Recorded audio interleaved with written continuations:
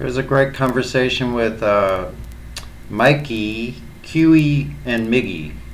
Crypto. Enjoy. I'm sure there are. Well, to me, yeah, but I'm sure there are people that have studied it and researched it. Yeah, that's fine about those people. We're just really focused on you at the moment. So right now, you just believe that it spins, so that's fine. Point number 2, axial rotation, you believe that it spins. Okay, so point number 3, the vacuum of space is a medium that people can travel to, or it really exists, right? So how do you know that we are adjacent to the vacuum of space and that you can travel to this medium, or that it actually exists, Mikey? What is a vacuum of space? So space is purported to be a super low pressurized system. It's not pressure. It's super low, no pressure system. There's no pressure whatsoever. So it's like void of any pressure. Correct. So super low, right? I mean, it's got a negative value and whatnot. There's a couple of maths that would probably point to you that would show you how much pressure it has. Or no pressure, actually, I should say. So it's super low anyways. But they're saying that system is next to the pressurized system in which we live in here, which is purported to be about 14 psi around ground level. So the air you breathe here has pressure in it, right? Correct. Alright, so if they say that it's next to the vacuum of space, well, what does pressure do in a situation where you put it next to a lower pressure? Do you know? I don't know, no. Okay, so we can use one example. I always go to this example because it's the most simplest to kind of present to you. So if I put air in a balloon, right? You know what that is, right, balloon? So I put air in a balloon and I fill it up and I hold the nozzle with my fingers and I pinch it closed where I've been putting air into it. What happens when I release the nozzle where I put air into it? What happens to the air inside of that balloon? The air will most definitely come out of the balloon. Right, and this is what we call entropy, Mikey. Alright. Where a high pressure system will move into a low pressure system always. This is not up for debate, it is just something that happens in nature always. Would you agree with that? How is this example of something that happens in nature? Tell me an example of this that would happen in nature. So hot entropy, Mikey, is what I'm saying happens in nature. So hot moves to cold always, right? So things equalize within the environment. So we understand this to be how nature behaves, and this is the way it always has been. There's nothing that you and I can do to argue this point, or to say that I'm right, you're wrong, or anything. It's just something that happens in nature, and we can see it happen. So we can say that in nature, if something has pressure and something has lower pressure, the thing that with high pressure will move into the low pressure and equalize. Correct. Okay, unless you have something to prevent that. So let's say the container. So in the example I gave you, the balloon was the container that held the pressure inside that balloon. If I didn't have the balloon, there would be no pressure. Can you agree with that? If you did not have the balloon, there would be no pressure. Right. Correct, because you're putting pressure into this closed container. Right. It can't be released. Right. So you would agree with that. I mean, it's obviously something that you could demonstrate, at any time. So in any occasion, anytime I want to have any kind of gas pressure, I would absolutely need a container. Now, in your mind, do you think that I could achieve pressure, gas pressure that is, without a container? This is something that you can see demonstrated. Now, can I do the opposite and have no container and still have gas pressure?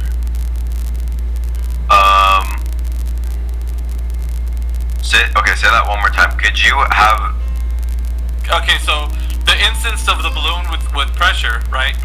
Now do the opposite. Use no balloon, but still achieve the same kind of pressure in a certain area without a container. Before I say anything, you're gonna refer this to. If you never stop the revolution. Go ahead, Mikey. So you're gonna refer this to being in space, how there's quote unquote no pressure. So well, you can see where we're going with this, but I want to I want to establish a few points with you before we actually get there. But you can actually see where we're going, so that's good that you can see that. But just for the moment, do you believe that there's other planets? Like, do you believe that in Mars and you believe we can entertain those questions. I just want to get through the 3 points, and then we can move on to any questions you like, Mikey. Okay. I promise you. All right. Okay, so with the idea that you can have pressure with a container, now can you have pressure without a container? If just being intellectually honest, you could be honest with me. I'm not. No, I mean you cannot. It's not possible, right? And not even in any instance. Okay, so now we can go where we're talking about this is on. Right. This is being controlled in the same area. Not point A, point B. This is being controlled in the same area. So if you had a balloon, no, I shouldn't say balloon. If you had a container, and you were to put air pressure in it, right, and right next to it, you didn't have a container. Yes, there would be nothing holding the air pressure in. The air pressure, right? So it would, you couldn't, if you didn't have a container, you wouldn't attain pressure in the first place. Correct. All right, so. But you're referring to outer space. You have 2 different atmospheres where you have so much, like, you have, everything that's. Go ahead. Yeah. No, that's why I wanted to ask you, do you believe in different planets? And you said yes. Right. You understand that there's different atmospheres and different levels of you're jumping pressure. You're jumping like 5 steps ahead, which I said we could get to those questions, but I still haven't. Let me reach go ahead with what you wanted to say. All right, so we're talking about now. We're going to put our focus on the Earth. So the Earth is said to have this pressure where we're at. Yet when we talk about where rockets go to and all these things in outer space, that's said to be a vacuum. Like they call it a vacuum, the vacuum of space, which is a super low pressure, negative even, if you can believe that. So they say that is adjacent to this pressurized system. But in every instance that we see in nature, you need a container to have pressure. So they say that the Earth is an open system on the globe, where rockets can leave the Earth and satellites and rovers on Mars and whatever. So what's the problem? What is the problem with that? What is the problem with that? Yeah, based on natural law and entropy. Well, it would follow that if we have a pressurized system, the air would rush out into the available space. Immediately, instantly, it would just gush out, just like the balloon. When I let go of the nozzle of that balloon and you saw the air rush out of it, the same thing would happen to the air pressure here on Earth. If there was any kind of pressure and there was no container to contain it, it would rush out into the available space. No questions asked. Nature's law always happens. Not up for debate.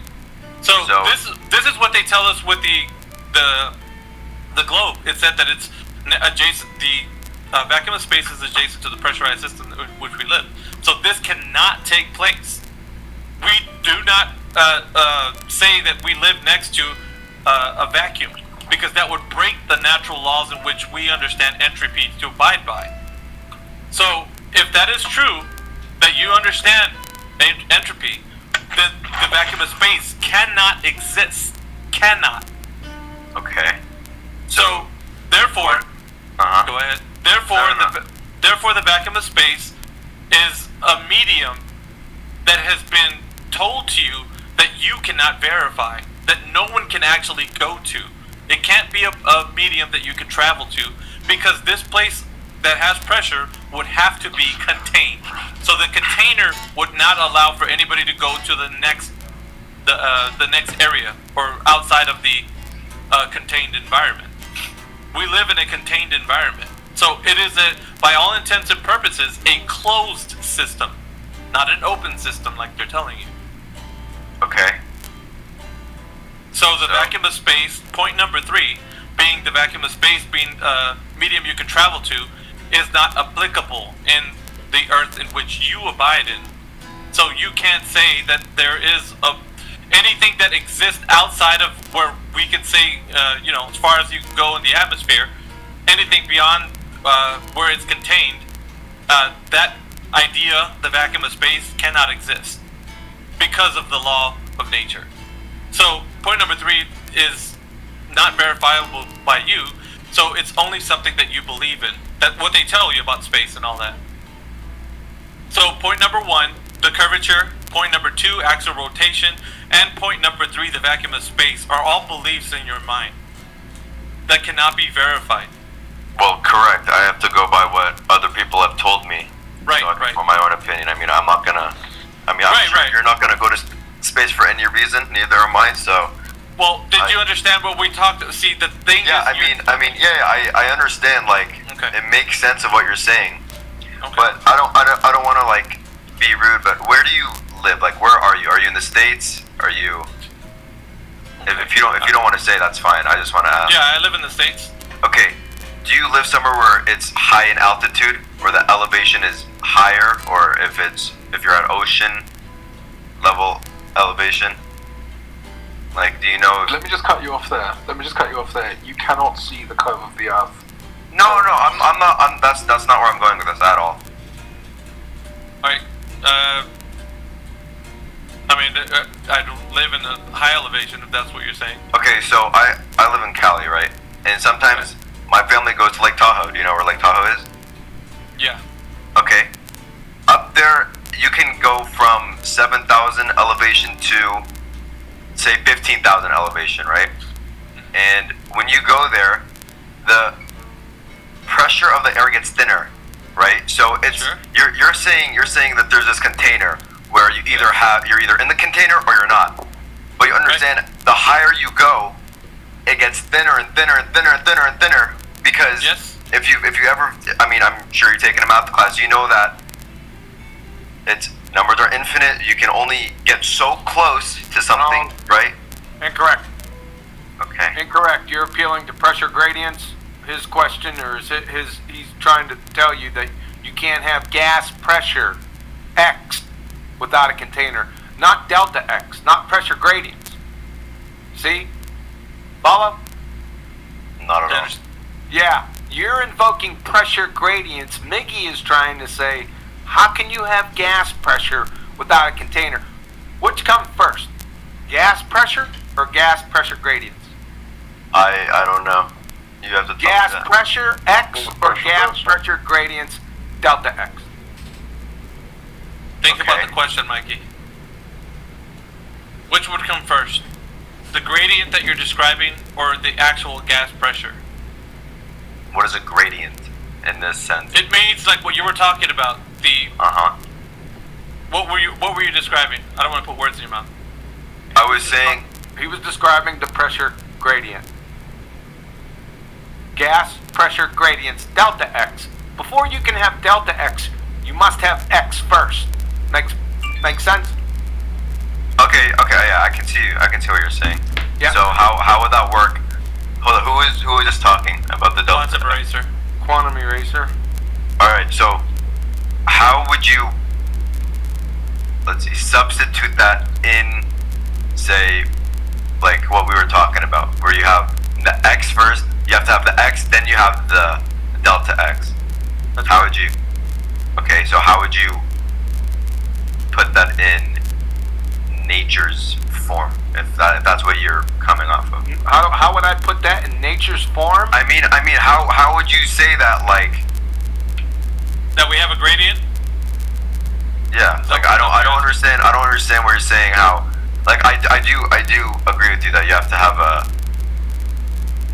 your X, then you have your delta X. Right. So what would be the X? You're saying Gas pressure. gas pressure, and then you have the delta X, which would be the, Gas pressure Gas gradient. pressure gradient.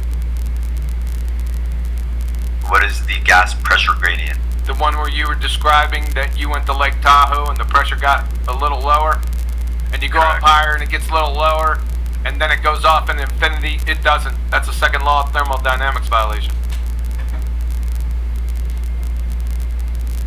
Then I'm stumped. I don't know what to tell you. Well, no, it's not something that you were meant to actually figure out, Mikey. It's something for you to understand that the information that they've been giving you cannot be supported by any way that they can, back up with evidence. Okay. It's meant for you to be stumped so that you can see why it's a problem. So if you have gas pressure without a container, that gas will fill the available volume given to it. In this particular case, the fairy tale ball or the heliocentric model states that volume is 3.58 times 10 to the 80th cubic meters. The number is almost unimaginable. So all the gas pressure is going to attempt to increase in entropy and fill that available volume. To increase entropy, that's it. So you're saying that if there was a space, so are you saying there is or is not a space? The outer space, what we call space exists. We can look up, we see the stars and everything in it. What we're saying is that the medium that they say that it is cannot be. It's a second law of thermodynamics violation. All right, what do you mean by medium? You need to dumb it down for me a little bit. The medium, they're saying it's a vacuum. It's one step beyond an extremely high vacuum. What is the medium? The medium, that thing which you are in. So the air which you are abiding in right now, that's the medium in which you're in. The medium with which they talk about... The air I breathe right now is... I'm in the medium. It's considered a medium. It's not the medium we're speaking... Yeah. Okay. The medium you're speaking about is... The vacuum of space. The vacuum of space. Yeah, the vacuum of space states that if you have a container and you fill it up with air... No. The vacuum of space is the medium that they say you can travel to from this medium to that one.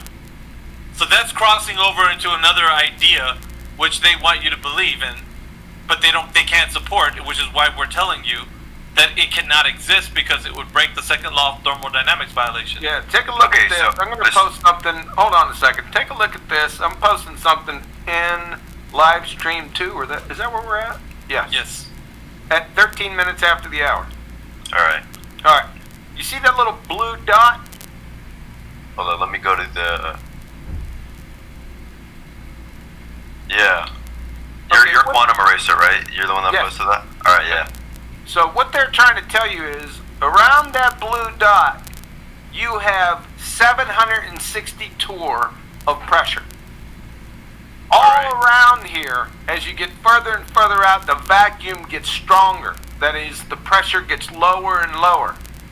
What they're saying is that without a barrier right here, that gas is decreasing entropy and hanging out towards Earth. That is a second law of thermodynamics violation. That gas will expand every which way in an attempt to fill this volume. Okay. So if we were to assume, let's just assume, right? Like, take it from someone that believes there was someone on the moon. If we were to assume that there was, all right, let me see how I can state. Well, I got a question before you launch and do a speech here. But why do we need to assume, Mikey, if what we're telling you is demonstrable? Because we both believe different things. So if we I'm sorry, Mikey. It's not about belief. We're not giving you beliefs here. What you have right now is a belief, Mikey. That's why I'm trying to point that out to you. With the 3 points that I showed you, and with what we're going over with right now, you have a belief, and we don't. So we're telling you about the belief. So you need to. It's kind of exposing this belief in your mind so that you can see it. That idea that you said, well, I don't know what to say. I just came up against a brick wall. That's what's happening. But when you don't let it happen, then you start kind of figuring out in your mind, well, that can't be true. There's got to be a way I can figure something out. There is no answer. This has nothing to do with belief. It's about the second law of thermodynamics. So, the second law of thermodynamics is true, or they're lying. What does that state? The second law of thermodynamics. Energy will move from a concentrated area and disperse energy. Heat will flow from hot to cold. High pressure will always flow to gas pressure naturally, every single time, without exception. Okay, so, and at the end of the day, you're saying that there is no space, No, What- the what do space you- exists. Space. The vacuum of space doesn't exist. So what I'm trying to say is, if you go to fill up your tire, let's say you got a friggin' blowout, and you went to the tire, big old tire, right? You need a new tire to put on your vehicle, but you look in your wallet, you didn't got that much. You only got $1.50. So you tell the guy that you say, listen, I can't afford the tire. Can you put the air around the rim? But what's he gonna do? Can you put the tire around the rim? No, can Air. you put the air around the rim? I can't afford the tire. I just want the air around the rim, and I'll be on my way. What is he gonna call a mental health professional? Yes. Yeah. Okay.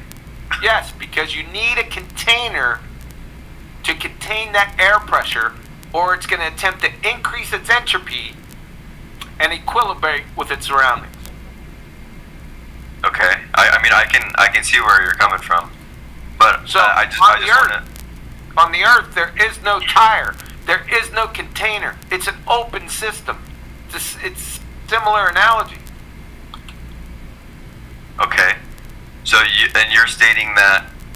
How does this have to do with the Earth being flat? It Or doesn't. it doesn't. It has to do with destroying the entire heliocentric religion at its roots.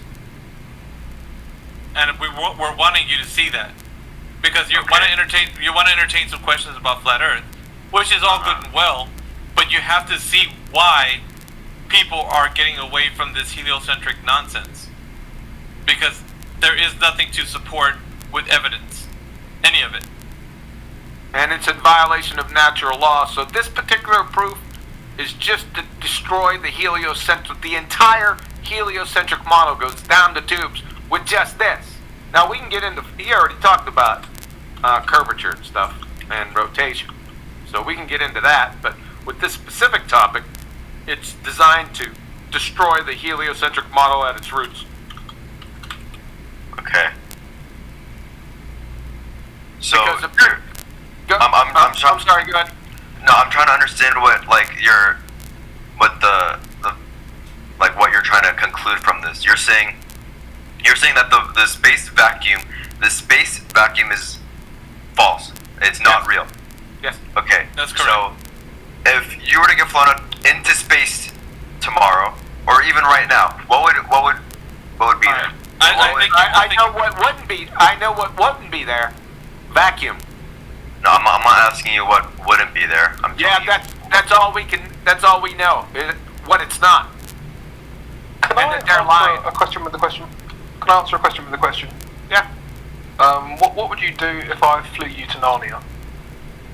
Yeah. you. What? If you flew Yeah. to Narnia, what the heck is Yeah, it doesn't make Narnia? sense. The question doesn't make sense, does it? That's what you just asked us to do. Because out here, back at that 7:13 or 13 minutes after the hour, all this black, this is Narnia.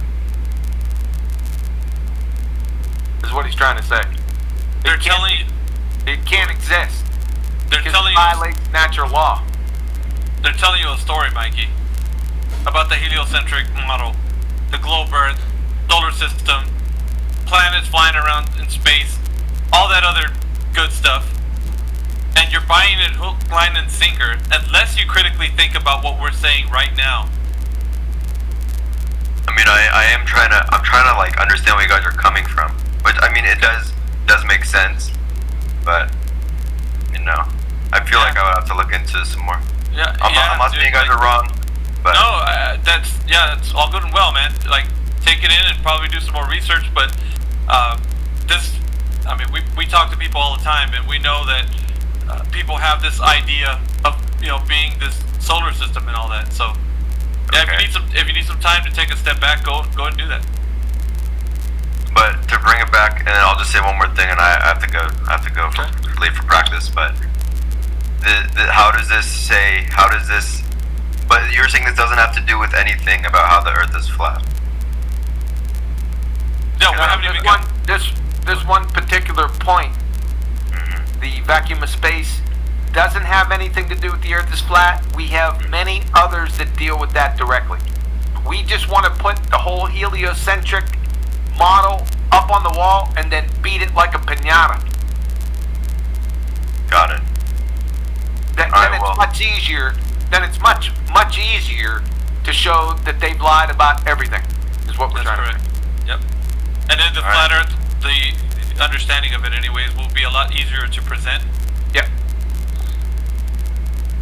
I see. Well, I think it's cool how you guys say what you believe. I'm all for it. It's not belief, Mikey. It's not a belief, Okay. sir. All right, my bad. You don't have to call me sir. I'm a child, but I'm glad you guys feel free to express your facts. I think it's great. It's great. Well, thank you, you dumbass cracker.